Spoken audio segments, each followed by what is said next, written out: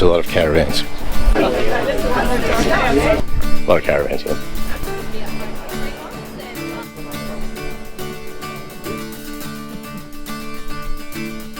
Just vans everywhere, so yeah, I get it. I absolutely get it. Like, if you haven't figured out what you need and what you want, it can be so confusing. I mean, many of them look similar. Probably the most common question we get: how do you plan a lap? And how do you buy a van? Or how do you choose a tow car? What if things go wrong? How do I prepare? And quite often people say, how do you buy a van first? Off-road, semi-off-road, tourer, water, solar, single axle, dual axle, mods, GVMs, GCMs, ATMs, GTMs, and there's so much conflicting advice, it just gets confusing. Because long before you buy a van, you've got to decide really what you want to do and what you like doing. How we sifted through all this when we did it, and that process has actually been really good for us. G'day, we're David and Paula. After 40 years, we took a gap year from work, bought a van and did a lap right around Australia, and it was life-changing.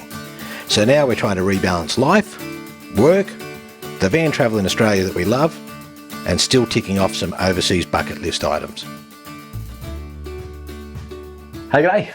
G'day, g'day. Look, welcome, thanks. These topics can be a little bit dry, so we hope that this video does help. This wasn't one that we were going to do, right? No. But people did keep asking us, how did we choose our van? How did we choose our rig? You know, how did we plan the lap? Yep. So we sort of thought, and we did cover it in the series, bits and pieces, but we thought we'd pull it all together.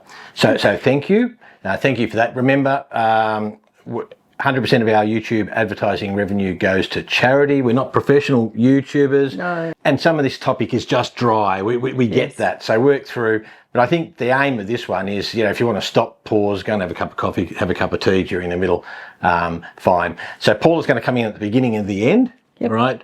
And she's going to leave, she said, the boring stuff. So that actually is not a great introduction for the video to me. Remember, for everybody else who already done it or been through it, we'd welcome your comments, right? Please try and keep them factual. Try and deal with your particular experience. Let's keep away from the myths and all those sorts of things. But I think this is a collegiate thing. So if you've got something to add about your experience, see it in the comments. If you've got questions, in the comments. Don't forget to like, subscribe, okay, share. Yep. And don't forget, this is what we did and what worked for us. This is our experience, but it is your dream. Yep. Right, it's your ambitions. It's what you want to do, but let's hope that the considerations work for you. Let's hope it helps a bit. Yeah. And we were there a few years ago because we were first-time van owners, weren't we? It did actually start to confuse us, didn't it? It did. I found there's a lot of jargon in the industry. Yeah. And that's really, I found that very confusing, particularly when you're talking about your weights and things, and I still find that confusing. Luckily, David's on top of that. We had to spend a lot of time on that before we even got close to choosing the rig. Yep. Yeah, there were a lot of choices, which just adds to the confusion. Yeah, and when we went through this exercise, we were not 100% certain. We sort of knew that we wanted to go and see some places in Australia, and we knew that some of those were going to take us off the beaten track a little bit. Yep. Yeah. I definitely didn't want to give up my comfort, so, you know, camping or a camper trailer was definitely not going to be my thing. Yeah, so we knew from the outset it was going to be like a hard top and a van. We sort of knew that we were going to be living outdoors a little bit more, like when we did it. I think that we got a good piece of advice from a friend which basically said, try and go as small as you can, that you can still be comfortable in. Yeah. And you'll see where we landed in our choice here, as you'll see in some other episodes, that we're going to change our van. And so we've revisited. Sort of going through a lot of that now, aren't we? Yeah. Again. We did go through this step-by-step process. We did it over, it was more than a year, wasn't it? Oh, yeah, it was a long time. We spent a lot of time on it, Because I think the first time we went to it's a lot of money. You need to want to get it right for you, or as right as possible. And the first time we went to a caravan show, it was just like... oh my goodness. So we knew that we had to have a process. So I think it's worth being realistic and having some reality checks up front, just to help clear our head. So the first thing is, not everybody's made of money. Most of us have limited means. That's going to be a consideration. We actually forget that most of what you do on a lap is going to be on sealed road and enjoy most of what Australia's got, not that far from the blacktop. Even if you've got an off-road van and off-road rig, most people won't take their rigs into the roughest of tracks. Most of the most popular destinations are actually drivable to, even from a two-wheel drive vehicle. So not the most remote, not the most extreme, and certainly maybe not towing, but achievable in a two-wheel drive car. When you're trying to choose and you're looking at the reviews, those insider journalists are selected by the various companies to share their equipment. And I'm not saying that they're not useful, but just remember, they're not necessarily coming from an unconflicted perspective. If you want to be off-grid, the most limiting factor is not going to be the number of batteries or the amp hours of battery you've got. It's not going to be solar. The most limiting factor is actually going to be your water usage. And that's also one of the heaviest things that you're going to have in your rig. They look pretty, you might want them. Apart from a decent vehicle and good reliable tyres and keeping it well serviced, most people don't need most of the expensive mods. All caravan and tow car design is a compromise. There are compromises on weight, there are compromises on performance, there are compromises on cost depending on the actual purpose that you need. There is no one caravan that does every job well.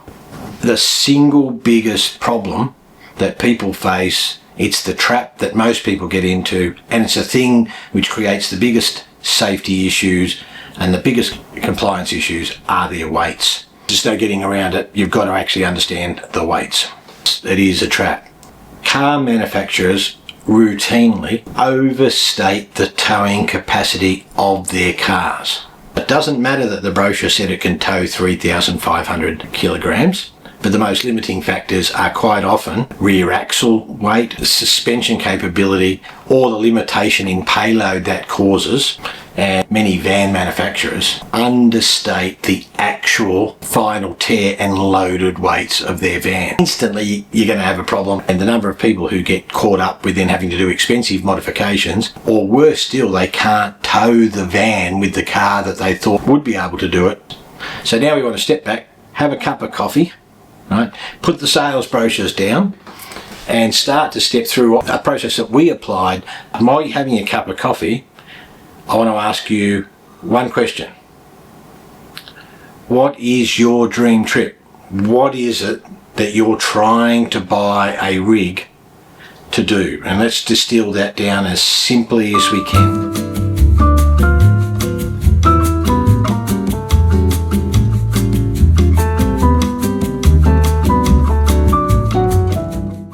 Welcome back. Hope you got your cup of coffee. The process that we used, not surprisingly, is a variant of some of the things that I did in operational planning when I was in defence, and how we got taught decision-making processes, and some things from the commercial business perspective. I call it the 6 R's.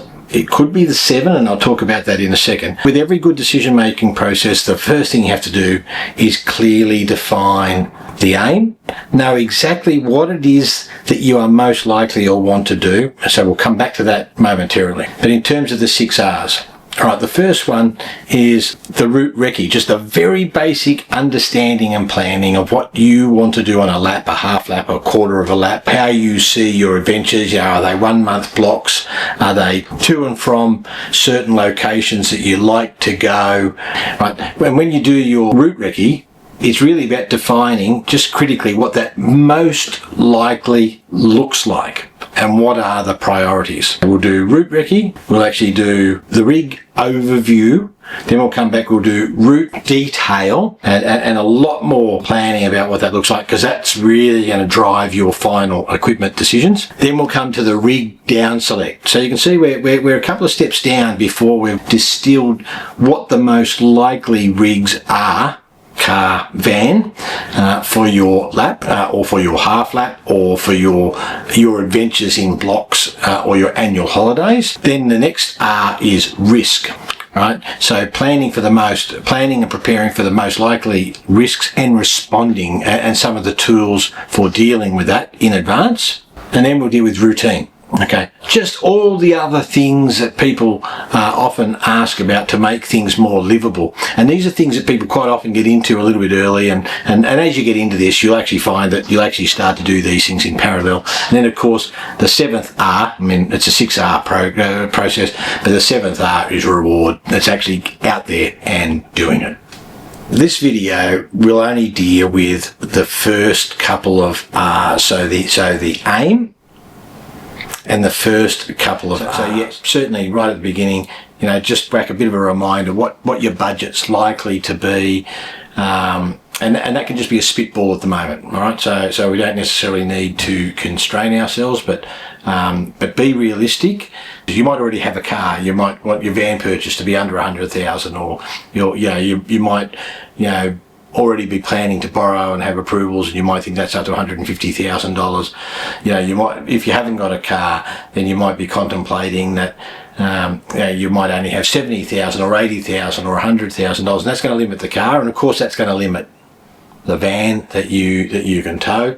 So put that figure in and throw $90,000 to $100,000 in for all the expenses living on the road, because fuel, food, campground fees, and I even just had a friend just recently just ring me and just say that the one thing which has actually surprised them is that living on the road isn't super cheap. So yes, there'll be various YouTube influencers that will talk about low cost budgets and all of those sorts of things, but throw a figure up there, and it might even be your own living expense that you're living at home, because you've got to remember all the things that you normally do at home at some stage you're going to do on the road, and more fuel. Put that number up there. If it's a scary looking number already, don't be surprised. Paul and I underestimated our budget. Just put that number up in the corner and then just leave it there, right? And my first question to you is, what is it that you really want to do? Long before we think about the van, and quite often we go the other way. We're worried about the colours, we're worried about whether there's an ensuite, we're worried about, is the bed at the front or at the back? Do we have club lounges? And quite often we can end up with the wrong rig for what it is that we're likely to do. But the thing I really want to get out of all this is what is your dream? Just define it, because people have a different dream. Right, so some people do want to go and follow the dream and do all of the off-grid and off-road things, remembering, as I said, most people don't actually do all of the hardest roads. Some people just want the experiences of going around a lap or a half lap, and very quickly they might actually decide that they don't need all of the roughest tracks. They're not going to go that far off-road. Okay, so you can see some examples that I've put in that planning sheet. So just find a 1 or 2 sentence articulation of what you think your dream looks like. And it might be a half lap over 3 months, right, with relative comfort. It might be half lap over 4 months, and we don't mind being in a camper trailer. Okay, it might be a lap and we want to be very comfortable, but we don't mind if we mostly stick to the blacktop. It might be a lap and we want to do the full suite with the hardest roads. Okay, just put that in there, and you might actually start to discover that actually helps with the next steps. Route recce. All right, so this is just a broad overview, and one of the confusing things is that people sort of say that they didn't plan or they're just charged off. If you've seen our series, we've actually touched on this from time to time, but I would actually say this to you right now: we planned well, we booked loosely. Right, so we planned well, we booked loosely. Yes, there were some locations that needed booking in advance, but invariably those things change. So at this stage, having considered what our aim is, and then look at the map. And our suggestion is go and get a HEMA map or a big map of Australia, get it laminated. And all we suggest that you do right now is, having defined what your aim is, what are the half a dozen must do things, right? And circle them on the map. So in our case, it was swim with whale sharks, right? We wanted to do the Gibb River Road. We did want to do Cape York. We did want to do the 4 points and the centre of Australia as our guide. But if you just put those 4 or 5 or 6 must-do things on your map, put next to them the ideal time of the year that it should be done, and you're going to suddenly find that you've all got the basics of a route out there, and that will actually determine how close you are getting to rough stuff, blacktop, those sorts of things, okay? And what times of year that you're going to visit. And that will actually start to fall out to your basic rig considerations. Okay, so do that, and that will get your head a little bit further around what is it that we want this to feel and look like. What are the main things that we're doing? Some people say, look, I just want to do Tasmania, or I want to do, Uluru, I want to go to the Ninglu coast. I don't necessarily need to do Cape York, or certainly not yet. Some people don't necessarily want to do the Gibb River Road, and they can stay on the Blacktop and go up the Victoria Highway. So do that very basic stuff. Draw the most likely route between them. Mark the most likely time of the year, right? And that will determine whether you're going clockwise, anti-clockwise. But the critical thing you're now getting out of all that is a better idea of your dream, what you actually think it is that you're planning for. Not everybody wants to be going off-road or into the rough stuff or at the end of the remotest tracks. Not everybody wants to be off-grid for 3 weeks. Not everybody sits by a river and throws a fishing line in. Okay, a lot of people are relatively happy to go to caravan park or the occasional little bit of roadside free camping, or maybe just for some of the national park campgrounds, many of which are accessible by 2-wheel drives or relatively sturdy but not necessarily the top level off-road vans. So I had a friend who said, I don't think I need to go that far off-road. Sure, I'd like to do the Gibb River Road, but I don't actually mind being in a swag for the Gibb River Road. Well, that makes a massive difference to what sort of rig they need.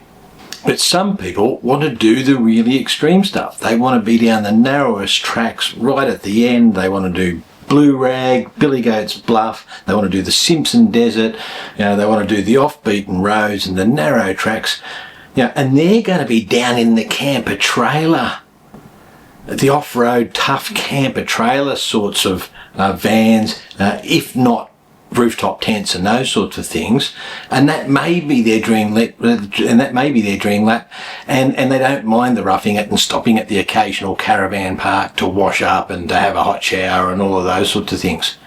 And for most of the rest of us, we're going to be somewhere in between. And all we're doing when we're doing that initial the route recce, it's just those key considerations. And then the final thing that we'll deal with in this particular video is the rig basics. So having done that route and decide how much time am I likely to be off-grid, how much time am I going to spend on blacktop, which is mostly, do I really need the sorts of rigs that I've actually been looking at, or can I just get the degree of comfort that I want and be near the blacktop? Where we're starting to think of rig basics, so the van basics and the car basics. When you're caravanning, right, or camper trailing, when you're doing this planning and these laps and these adventures, you're on a spectrum. You're on a spectrum of glamping, right? And some people are more than happy to just have a ute and throw the swags in the back. Some people are very happy with their camper trailers that just give them some basic power, some protection from the rain. They don't necessarily need the air conditioning, and especially if they're not going to be travelling in the hottest conditions or the coldest and the wettest conditions. And you might actually find that somewhere on that spectrum of, the car with the swag, with the tent, the camper trailer, the touring van, and the touring van might actually have a bit of a variation. You might actually have a tent in the back that you can do for a couple of days away if you're going to be coming away from the blacktop. And that's and we did that because for Purnululu and in our case for Gari, Fraser Island, you know, we didn't want to take the van over there, so we just had a tent, basic tent and the basic camping equipment. In terms of things like van capability, you're going to hear all sorts of expressions, right? You're going to hear touring, you're going to hear off-road. Okay. Touring generally means that, you know, it's mainly for the blacktop and the highways and relatively well prepared rural gravel roads, you know, with a little bit of care. But you're not going to be taking those off-road or onto rough tracks. At the other end of the spectrum, off-road, it's really an imprecise term. If it's an off-road van and it's going to be doing the Gibb River Road, it's going to be doing the Cape, it's going to be doing the Plenty Highway. If it's going to be doing some of the really rough tracks, Strzelecki, those sorts of things, you're going to need stronger suspension, right? And the critical thing is when you're talking to someone and they've labelled something off-road, get a good sense of where they're going to warrant that van if it goes on it, right? And go into the user forums and ask the question where people have taken those vans and what problems that they've had, because there's such a broad spectrum of off-road. As I say, heavy duty suspension, stronger construction, and invariably more expensive, right? Then you're going to hear an expression, semi-off-road. Right, now I'm not a big believer in the expression semi-off-road because I don't really know what it means, right? Something is either off-road capable, right, or it's not, you know. But let's actually say that you're looking at something that's got that expression semi-off-road. My first point is find out exactly where it is that they actually think that you can take that van and they're going to warrant it if something breaks, right? And check that with the user forums. I would be very wary about something that's called semi-off-road and taking it to some of the harder roads and tracks. My caution is that semi-off-road doesn't actually mean it's an off-road van, but you've been given a bargain, right? It more likely means that in those compromises that they've had to make, there's some compromises around structure in the chassis or the suspension. And they've used the word semi-off-road probably because it looks a little bit more ruggedized, but it's a little bit cheaper. It may still fit the bill for you, okay, but you're more likely to be in the situation there that you're taking it on relatively well prepared gravel roads, and it might be the sort of van that when you get to the roughest road, you park it up, jump in the car with the swag and do the roughest parts of those road options. And in relation to the tow cars, you know, look, in essence, mid to large SUV type, if you're sort of towing, you know, up to that 2.5 tons, 2.5 to 3.5 is a broad range. You're going to be dealing with the larger SUVs and maybe even some minor modifications to suspension. You know, when you're getting over 3.5 tons, you're talking about heavily modified cars, right? Or maybe the American trucks at that stage. So just get a bit of a sense of an idea of where you are in that range. And now go and understand weights, right? Just understand the weight. So understand what is it, if you've already got a van, what does the car need to be able to do to tow it? You know, or conversely, if you've already got a car, what is the actual realistic capability of that car? And remember, as I said, you know, the nominal towing capacity, say 3.5 tons for an SUV, that's not the operational figure. I mean, most of them can't actually do that very well. They've traded off heaps of payload, or there's rear axle limitations. So get to understand the cars that you're roughly thinking about and understand those impacts of weight. Now, I'm not going to go in detail about all of the weights, GVM, GCM, those sorts of things. There's a few people who've done that pretty well, and I'll put some links down in the description. But people like, say, Robert Pepper. Now, some of this stuff can get really dry, okay, so go and have a look at some of the work that's in the link. For most of those mid to large SUVs, so Defender, Land Cruiser 300 as an example, in effect, you're looking for something that's, you know, not coming close to 3.5 tons, so it should be under 3 tons tear. It should give you a reasonable amount of payload, and the loaded bore weight. So remember, we were talking about before, the loaded bore weight should actually be not more than about 300 kilograms. So forget what the bore capacity of the car nominally is, right?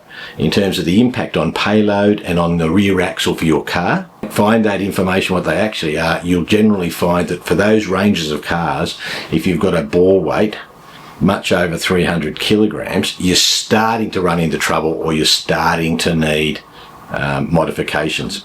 That actually gives you a sense now of what sort of rig is most likely to match to your sort of travel.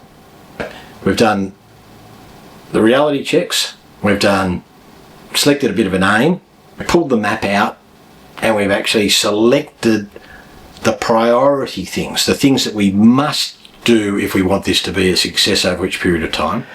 Okay, so by the time we got through that process of just having a look at what our aim was, where we're likely to go, we thought we were going to be doing some big trips, didn't we, for a couple of years? Yeah, we were planning to do, like, go away on holidays and spend a couple of months at a time, come back and be back at work, and then do our lap, and a couple of years later. So the van had to do both of those things. Yeah.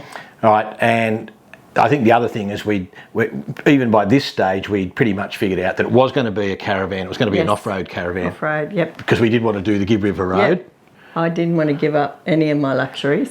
I wanted the toilet and the shower separate. Yep. We didn't want a heavily modified car, right? So we're starting to look at what was available at the time, and there were some limitations for us because there was COVID, but we didn't want a heavily modified car, and we were trying to keep that tow weight to 3 to 3.1 tonnes, so we were narrowing down the option. Now, we didn't get there. Not right? quite. You know, it was a bit heavier than that. We got close. Yeah, but it was definitely driving those issues. So I think that the process did actually help us then narrow down and clear out all of the other things that we'd been starting to look at, and just concentrate on a small handful. Yes. Yeah. I hope that bit helps. Go and take a break now. We'll come back with the next episode, and we'll deal with the other couple of R's. Don't forget, like, subscribe.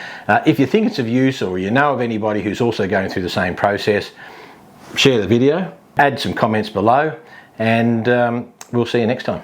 Yep, happy travelling. Well, happy selecting. Happy selecting. And hopefully you can already start to sift out some of those brochures. Right. Again, thanks for joining us.